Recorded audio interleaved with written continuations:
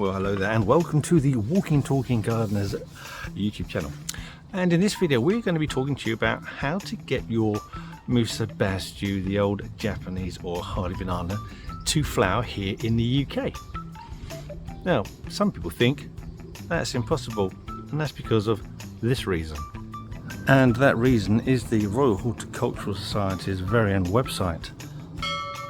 My favourite website, and on there it says it is extremely rare to have any banana species flower here in the UK. In fact, they only list Velutina ornata, acuminata, that's the dwarf Cavendish variety, and Lasiocarpa, although that isn't actually a true banana. So the Musa basjoo, which is the hardiest banana from the Japanese island of Ryukyu, isn't even listed. So if the Musa basjoo doesn't flower in the UK, then explain to me why this happened.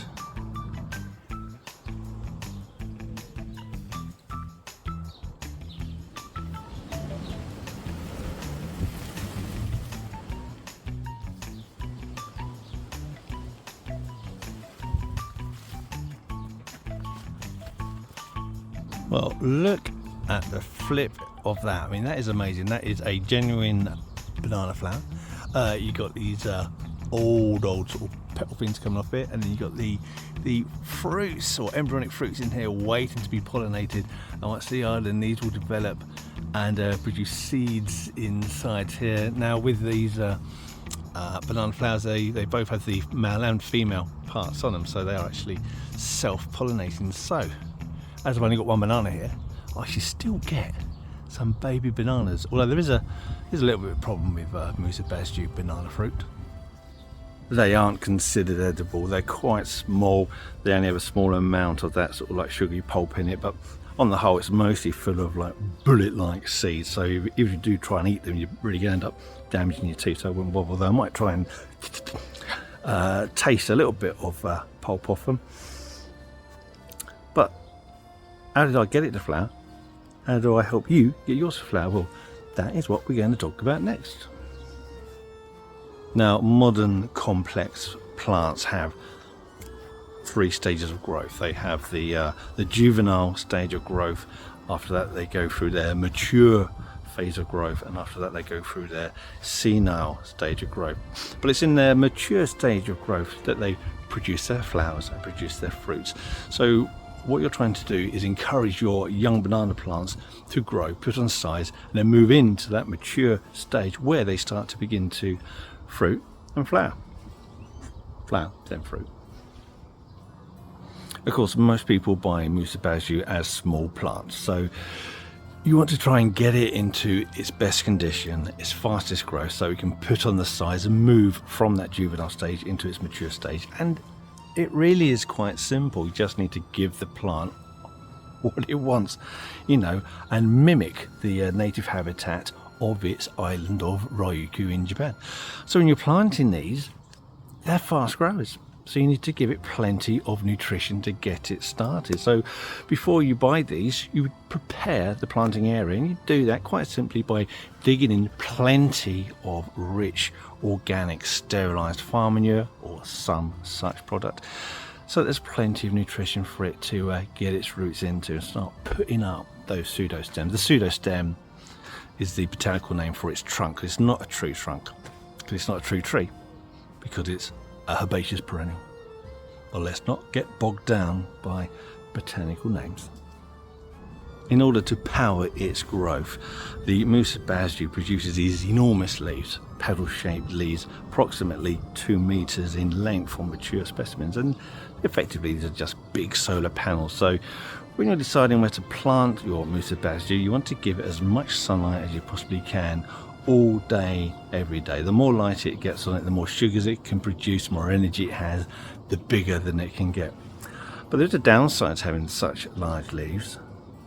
You plant a large leaved plant in full sun and those leaves are going to heat up, but plants regulate themselves by releasing moisture through the stomatal pores on the underside of the leaves. There are some stomatal pores on the top side of the leaves.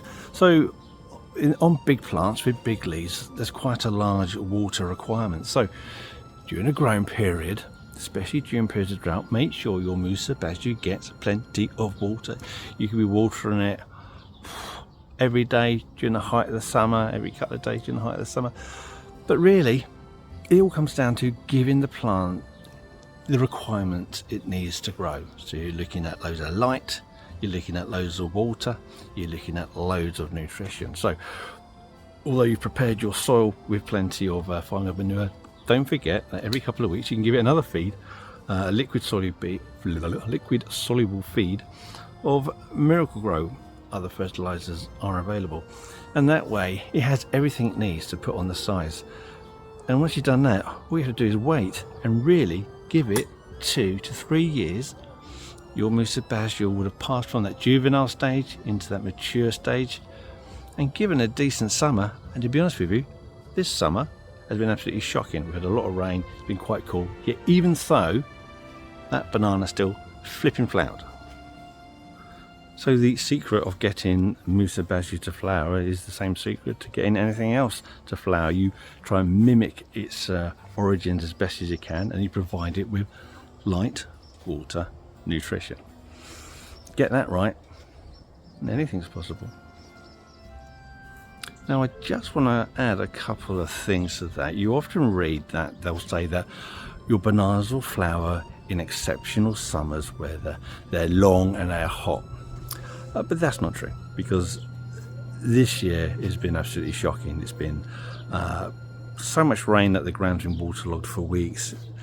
Overnight temperatures are still hovering around 10 degrees, and the most really we've got temperature wise is about 21 degrees. So it's been a pretty rubbish summer, although last year was quite good. And don't forget, bananas will start coming into flower, say June-ish time. You know, mature specimens maybe a bit earlier than that, end of May, June time. So summer hasn't even started, so I don't know why people say that. But if you've got a very good summer the year before and you've looked after it well, then it would have put on the size so that come the spring it has the energy in the root system to produce that massive flower and chuck it out the top of that pseudo stem.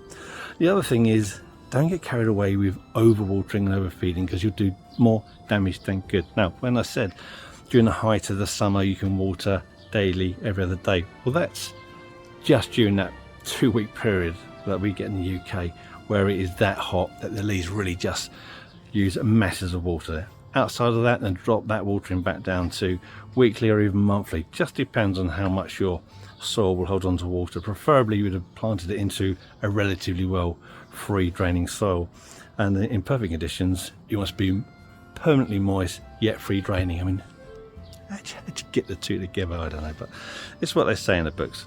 And of course, don't overfeed. If you overfeed, you can damage the root systems, and then again you're just going to actually shut it down from growing. So all in moderation.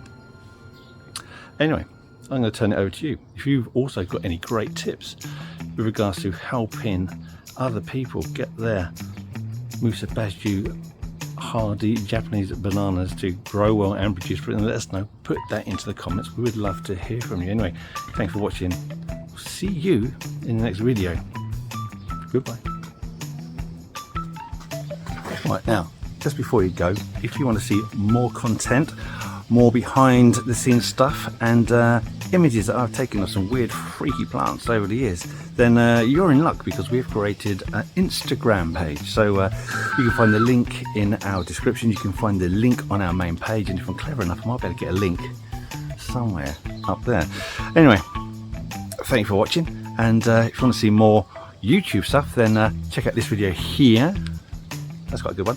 And if it doesn't float your boat, then another one right there. And enjoy these while I still got the strength, imagination and aptitude to make them. Thank you for watching. Goodbye.